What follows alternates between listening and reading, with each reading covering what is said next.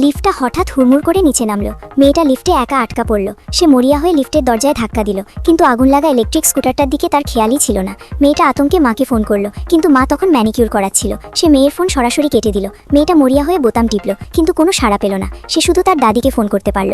সেটা শুনে দাদি ভয়ে অস্থির হয়ে গেলেন। তিনি দ্রুত মেয়েটাকে জিজ্ঞেস করলেন সে কোথায়, কিন্তু মেয়েটা জানতো না সে ঠিক কোথায় আছে। হঠাৎ ইলেকট্রিক স্কুটারের আগুন আরও বাড়ল। লিফটটা ঝাঁকুনি দিয়ে নিচে নামলো। মেয়েটা ভারসাম্য হারালো। সে পড়ে গিয়ে সরাসরি অজ্ঞান হয়ে গেল। ফোনের নেটওয়ার্ক চলে গেল আর আপনি কেটে গেল। এতে দাদি আরও চিন্তিত হয়ে পড়লেন। তিনি দ্রুত মেয়ের মাকে ফোন করলেন, কিন্তু মা কোনোভাবেই ফোন ধরল না। দাদি আবার মেয়ের বাবাকে ফোন করলেন, কিন্তু সে মিটিংয়ে ছিল। সে ভয় পাচ্ছিল তার বস তাকে অপছন্দ করবে। সে শুধু দাদিকে কথা বলতে বারণই করল না, সরাসরি ফোনও বন্ধ করে দিল।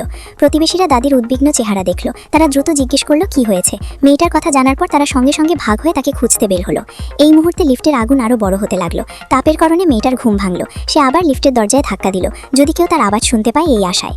অন্যদিকে দাদি মায়ের অফিসে গেলেন, কিন্তু দেখেন সে অফিসে নেই। একজন প্রতিবেশী দাদিকে বলল মা মেয়েটাকে বাইরে নিয়ে যাওয়ার পর আর বাড়ি ফেরেনি। দাদি আবার মাকে ফোন না করে পারলেন না। অবশেষে মা ফোন ধরল, কিন্তু শুরুতেই দাদিকে তার কাজে বিরক্ত করার জন্য দোষারোপ করলো।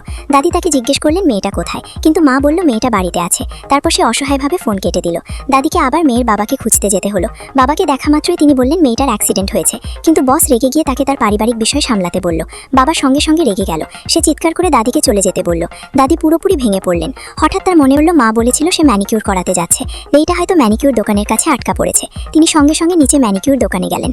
ঘন ধোয়ার কারণে মেয়েটার শ্বাস নিতে কষ্ট হচ্ছিল, কিন্তু সে তখনও আশা করছিল তার মা তাকে বাঁচাবে। ঠিক এই মুহূর্তে দাদি সেই লিফটের কাছে পৌঁছালেন যেখানে মেয়েটার অ্যাক্সিডেন্ট হয়েছিল।